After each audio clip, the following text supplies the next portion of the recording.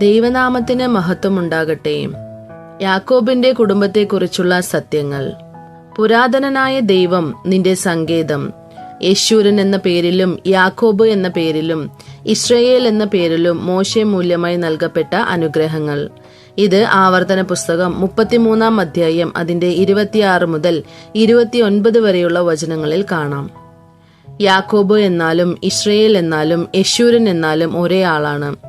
ഇവിടെ പുരാതനനായ ദൈവം നിന്റെ സങ്കേതം എന്നത് യാക്കോബിന് അവർ പുരാതനനായ ദൈവമാണ്. ഈ പുരാതനനായ ദൈവം എന്നത് ദൂതന്മാരെയും മനുഷ്യരെയും ഉണ്ടാക്കുന്നതിന് മുന്നമേ അനിശ്ചിതമായി പുരാതനനായി ദൈവമായിരിക്കുന്നു.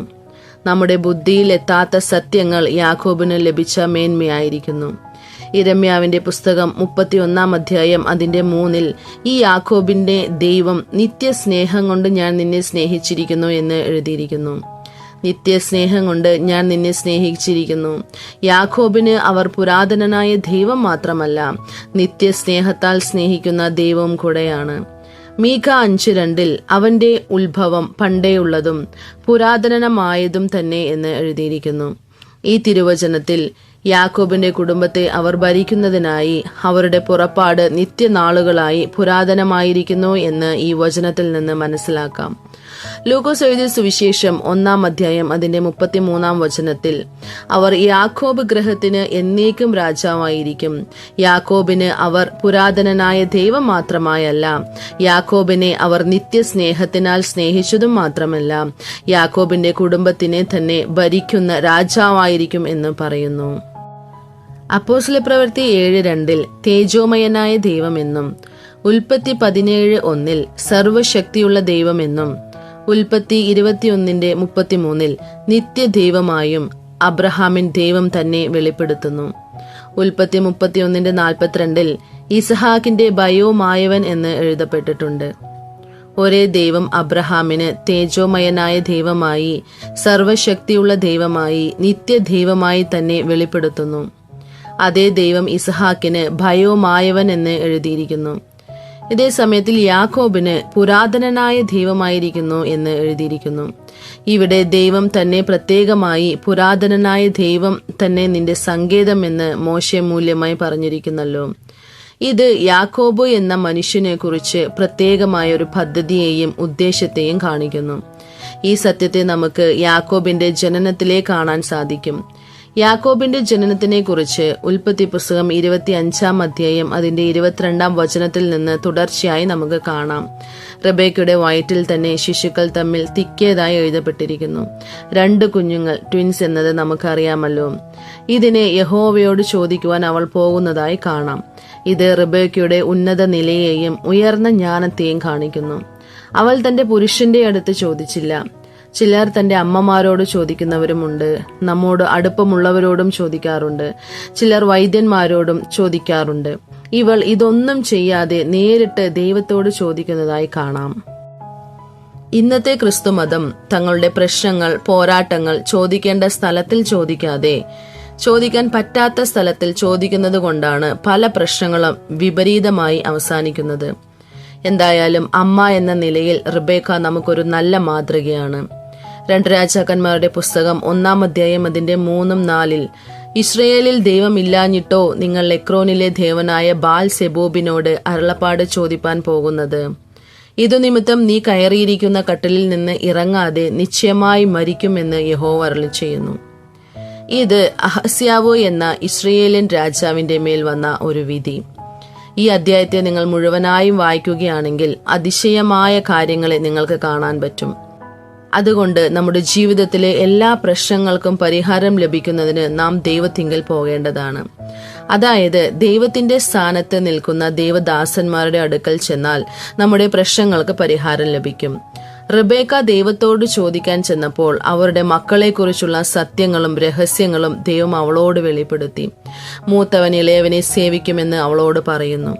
ഇത് ഇളയവന് പ്രാധാന്യം കൊടുത്തതായി നമുക്ക് കാണാം. ഈ സത്യം റിബേക്ക തന്റെ ഹൃദയത്തിൽ സൂക്ഷിച്ച് യാക്കോബിനെ തന്റെ അടുത്ത് വെച്ചു. ജനനം മുതൽ യാക്കോബ് ഗുണശാലിയും കൂടാരവാസിയും ആയി വെളിപ്പെടുന്നു. ഗുണം എന്നത് മുത്തുകളെക്കാട്ടിലും വിലയേറിയത് എന്ന് സദൃശ്യവാക്യം 31:10 എഴുതപ്പെട്ടിട്ടുണ്ടല്ലോ. ഈ ഗുണം മണം എന്ന വാസന യാക്കോബിൽ വെളിപ്പെടുന്നതായി നമുക്ക് കാണാം. ഉൽപ്പത്തി പുസ്തകം 34 അധ്യായത്തിൽ എന്നെ നാറ്റിച്ച് വിഷമത്തിലാക്കിയിരിക്കുന്നു എന്ന് തന്റെ മക്കളെ ശാസിക്കുന്നു. ഉൽപ്പത്തി 49 5, 6, 7 വചനങ്ങളിൽ ഉഗ്രകോപത്തെയും കഠിന ക്രോധത്തെയും ശപിക്കുന്നതായിട്ട് കാണാം. കോപം, ക്രോധം എന്നത് പിശാചിനുള്ളത്. സൂര്യൻ അസ്തമിക്കുവോളം നിങ്ങൾ കോപം വെച്ചുകൊണ്ടിരിക്കരുത്, പിശാചിന് ഇടം കൊടുക്കരുത് എന്ന് എഫെസ്യർക്ക് എഴുതിയ ലേഖനം 4:22 മുതൽ 27 എഴുതപ്പെട്ടിട്ടുണ്ട്. 1 ശമൂവേലിന്റെ പുസ്തകം 18:6 മുതൽ തുടർച്ചയായി വചനങ്ങളിൽ ശൗൽ ഈ പ്രശ്നത്തിൽ അകപ്പെടുന്നതായി നമുക്ക് കാണാം. പിറ്റേനാൾ ദൈവത്തിന്റെ പക്കൽ നിന്നുള്ള ദുരാത്മാവ് ശൗലിന്റെ മേൽ വന്നു. അവസാനമോ പരിതപിക്കുന്ന നിലയായിരുന്നു. എന്തായാലും യാക്കോബിന്റെ ഗുണശീലത്തെ നാം മുഖ്യപ്പെടുത്തണം. നീതി, ന്യായം, സത്യം, നേര് ഇതെല്ലാം മനുഷ്യർ പാലിക്കണം. മനസാക്ഷി പ്രകാരം ജീവിക്കുന്നവരെയും നമുക്ക് കാണാൻ സാധിക്കും. മര്യാദയോടുകൂടി പെരുമാറുന്നവരെയും നമുക്ക് കാണാം. പക്ഷേ ഗുണശീലമുള്ളവരെ കാണുന്നത് അപൂർവമാണ്. ദൈവത്തിന്റെ പദ്ധതി, ഉദ്ദേശത്തെ നിറവേറ്റുവാൻ ഈ ഗുണശീലം ഒരു സത്യമായ അസ്ഥിഭാരമാണ്. യാക്കോബ് എന്ന മനുഷ്യന്റെ ജീവിതത്തിൽ ഈ അസ്ഥിഭാരം വളരെ ശക്തമായി തന്നെ ഉണ്ട്. ആദ്യ ഗ്രന്ഥത്തിന്റെ പകുതിയോളം അവർ തന്റെ ജീവിത ചരിത്രമാണ് എഴുതപ്പെട്ടിട്ടുള്ളത്. ഉൽപ്പത്തി 25:22 വചനത്തിൽ നിന്ന് 50 അധ്യായം വരയ്ക്കും യാക്കോബിന്റെ ജീവിത ചരിത്രമായിരിക്കുന്നു. അബ്രഹാമിന്റെ ജീവിത ചരിത്രം ഉൽപ്പത്തി പുസ്തകം 12 അധ്യായത്തിൽ തുടങ്ങി ഉൽപ്പത്തി പുസ്തകം 25 അധ്യായം ആദ്യ 10 വചനത്തോടെ അവസാനിക്കുന്നു. ഏറെക്കുറെ 13 അധ്യായങ്ങൾ. ഇസഹാക്കിന്റെ ജീവിത ചരിത്രം ഉൽപ്പത്തി പുസ്തകം 21 അധ്യായത്തിൽ തുടങ്ങി ഉൽപ്പത്തി പുസ്തകം 28 ആദ്യ 5 വചനങ്ങളോടുകൂടെ അവസാനിക്കുന്നു. ഉൽപ്പത്തി പുസ്തകം 35:28 29 അവന്റെ പുത്രന്മാരായ ഏശാവും യാക്കോബും അവനെ അടക്കം ചെയ്തു എന്ന് എഴുതപ്പെട്ടിട്ടുണ്ട്. ഏതായാലും ഇസഹാക്കിന്റെ ജീവിത ചരിത്രം 7 അധ്യായങ്ങൾ, അബ്രഹാമിന്റെ ജീവിത ചരിത്രം 13 അധ്യായങ്ങൾ, യാക്കോബിന്റെ ജീവിത ചരിത്രമോ 25 അധ്യായങ്ങൾ. അബ്രഹാം, ഇസഹാക്ക്, യാക്കോബ് എന്ന പൂർവ്വപിതാക്കളുടെ ജീവിത ചരിത്രമാണിത്. ഇവിടെ യാക്കോബിന്റെ ഗുണശീലം ദൈവത്തിന്റെ പദ്ധതികളെയും ഉദ്ദേശങ്ങളെയും നിറവേറ്റുന്ന അസ്ഥിഭാരങ്ങളായിരിക്കുന്നു. ഈ അസ്ഥിഭാരത്തിനു മേലായി യാക്കോബിന്റെ ജീവിതത്തിന്റെ അനുഭവങ്ങൾ കെട്ടിടമായി പണിയണം.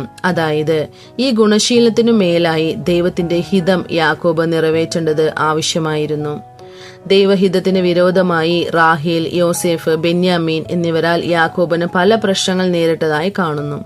ചേച്ചി അനിയത്തിയുടെ പ്രശ്നം, യോസേഫിനും സഹോദരന്മാർക്കുമുള്ള പ്രശ്നം, യോസേഫ് അനിയനായ ബെന്യാമീനെ തടവിലാക്കിയ പ്രശ്നം, യോസേഫിന്റെ കഠിനമായ പ്രവർത്തികൾ യഹൂദയുടെ തകർന്നും നുറുങ്ങിയുമിരിക്കുന്ന ഹൃദയത്തിന്റെ വാർത്തകൾ മൂല്യമായി തകർക്കപ്പെടുന്നു.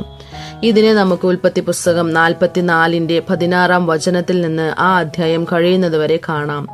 യോസേഫ് എല്ലാവരുടെയും മുമ്പാകെ ഉച്ചത്തിൽ കരഞ്ഞതായി നമുക്ക് കാണാം. തുടർന്ന് യാക്കോബിന്റെ കുടുംബം മിസ്രൈമിലേക്ക് വരുന്നു. ഉൽപ്പത്തി പുസ്തകം 47:9 യാക്കോബ് ഫറവോനോട് എന്റെ ആയുഷ്കാലം ചുരുക്കവും കഷ്ടവുമുള്ളതുമത്രേ എന്ന് പതിവ് ചെയ്യുന്നു. ഉൽപ്പത്തി പുസ്തകം 50 യാക്കോബിന്റെ മരണത്തെ കാണാൻ പറ്റും. യാക്കോബിന്റെ കുടുംബം തുടർന്ന് 430 സംവത്സരം മിസ്രൈമിൽ ഇരിക്കുന്നു.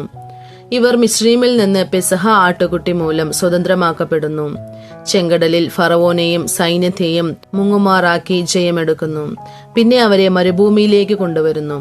ഈ മരുഭൂമിയെ കടന്നതിനു ശേഷം മാത്രമേ വാഗ്ദത്ത ദേശത്തെ അവർക്ക് പ്രാപിക്കാൻ പറ്റുകയുള്ളൂ. മരുഭൂമിയിൽ അവർ ദേവദൂതന്മാരുടെ അപ്പത്തെ, അതായത് മന്ന, അതിനെ ഭക്ഷിക്കുന്നതായി കാണുന്നു. ഇത് അവർക്ക് വെറുപ്പായിരിക്കുന്നു.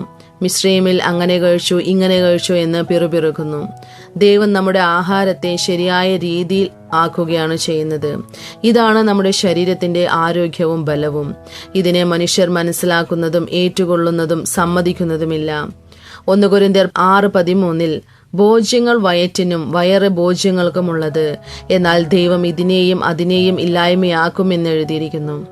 ഇതിനെയും അതിനെയും ഇല്ലായ്മയാക്കും എന്നതിന്റെ അർത്ഥം എന്താണ്? ഭോജ്യത്തെയും ഇല്ലാതെയാക്കും, വയറിനെയും ഇല്ലാതെയാക്കും എന്നതാണ്. ലേവ്യ പുസ്തകം 1:16-17 വചനങ്ങളിൽ പ്രാവിന്റെ തീൻപണ്ടം മലത്തോടുകൂടി പറിച്ചെടുത്ത് യാഗപീഠത്തിന്റെ അരികെ കിഴക്കുവശത്ത് വെണ്ണീരിടുന്ന സ്ഥലത്തിടേണം. അതിനെ രണ്ടാക്കാതെ ചിറകോടുകൂടെ പിളർക്കേണം. പുരോഹിതൻ അതിനെ യാഗപീഠത്തിൽ തീയുടെ മേലുള്ള വിറകിന്മീതെ ദഹിപ്പിക്കണം. നിങ്ങളുടെ ശരീരത്തെ നിങ്ങൾ യാഗമർപ്പിക്കണമെങ്കിൽ തീൻപണ്ടവും മലവും ഉണ്ടാവാൻ പാടില്ല. റോമർ 12:1-2 വചനങ്ങളിൽ നിങ്ങൾ ബുദ്ധിയുള്ള ആരാധനയായി നിങ്ങളുടെ ശരീരങ്ങളെ ജീവനും വിശുദ്ധിയും ദൈവത്തിന് പ്രസാദവുമുള്ള യാഗമായി സമർപ്പിപ്പിൻ എന്ന് എഴുതിയിരിക്കുന്നു. മന്നയെ നാം തുടർന്ന് ഭക്ഷിക്കുന്നത് നല്ലത്. യോഹന്നാൻ എഴുതിയ സുവിശേഷം 6:51 സ്വർഗത്തിൽ നിന്ന് ഇറങ്ങിയ ജീവനുള്ള അപ്പം ഞാനാകുന്നു. ഈ അപ്പം തിന്നുന്നവനെല്ലാം എന്നേക്കും ജീവിക്കും. ഞാൻ കൊടുപ്പാനിരിക്കുന്ന അപ്പമോ ലോകത്തിന്റെ ജീവനു വേണ്ടി ഞാൻ കൊടുക്കുന്ന എന്റെ മാംസമാകുന്നു എന്ന് യേശു പറയുന്നു. യോഹന്നാൻ 6:55 എന്റെ മാംസം സാക്ഷാൽ ഭക്ഷണവും എന്റെ രക്തം സാക്ഷാൽ പാനീയവുമാകുന്നു എന്ന് എഴുതിയിരിക്കുന്നു. 1 കൊരിന്ത്യർ 11:27 അതുകൊണ്ട് അയോഗ്യമായ അപ്പം തിന്നുകയോ കർത്താവിന്റെ പാനപാത്രം കുടിക്കുകയോ ചെയ്യുന്നവനെല്ലാം കർത്താവിന്റെ ശരീരവും രക്തവും സംബന്ധിച്ച് കുറ്റക്കാരനാകുമെന്ന് എഴുതിയിരിക്കുന്നു. അയോഗ്യമായി അപ്പം തിന്നുകയും കുടിക്കുകയും ചെയ്യുന്നവൻ ശരീരത്തെ വിവേചിക്കാഞ്ഞാൽ തനിക്ക് ശിക്ഷാവിധി തിന്നുകയും കുടിക്കുകയും ചെയ്യുന്നു. മനുഷ്യൻ തന്നെത്താൻ ശോധന ചെയ്തിട്ടു വേണം ഈ അപ്പം തിന്നുകയും പാനപാത്രത്തിൽ നിന്ന് കുടിക്കുകയും ചെയ്യുവാൻ. ഇത് നമുക്ക് എഴുതിയിരിക്കുന്ന മുന്നറിയിപ്പിന്റെ വാർത്തകൾ. മേൽ പറഞ്ഞത് നിങ്ങളെ തന്നെത്താൻ ശോധന ചെയ്യാത്ത നിലവാരം യാക്കോബിന്റെ കുടുംബത്തിന് ഉള്ളതിനാൽ മരുഭൂമിയിൽ മരിച്ചതായി യോശുവ 5:6 കാണാം. ഈ നിഴലാട്ടത്തിന്റെ സത്യങ്ങളെ മത്തായി എഴുതിയ സുവിശേഷം 8:12 രാജ്യത്തിന്റെ പുത്രന്മാർ യാക്കോബിന്റെ സന്തതികൾ പുറത്തുള്ള ഇരുളിലേക്ക് തള്ളിക്കളയും. റോമർ 11:26 വിടുവിക്കുന്നവൻ സിയോനിൽ നിന്ന് വരും, അവൻ യാക്കോബിൽ നിന്ന് അവഭക്തിയെ മാറ്റി അവർക്ക് രക്ഷിപ്പിനെ കൊടുക്കും എന്ന് എഴുതപ്പെട്ടിരിക്കുന്നു. ഇതാണ് 1000 ആണ്ട് വാഴ്ച. ലൂക്കോസ് 1:33 യാക്കോബിന് അവർ പുരാതനനായ ദൈവമായും യാക്കോബിനെ അവർ നിത്യസ്നേഹത്തിനാൽ സ്നേഹിച്ച് അവന്റെ കുടുംബത്തിനെ 1000 ആണ്ട് വാഴ്ചയിൽ കൊണ്ടുവരുന്നതാണ് ദൈവത്തിന്റെ പദ്ധതിയും ഉദ്ദേശവും. നിങ്ങൾ കേട്ടുകൊണ്ടിരിക്കുന്നത് യാക്കോബ് എന്ന പൂർവ്വ പിതാവിന്റെ കുടുംബത്തെക്കുറിച്ചുള്ള സത്യങ്ങൾ തന്നെ. കർത്താവ് നിങ്ങളെ അനുഗ്രഹിക്കുമാറാകട്ടെ. ആമേൻ.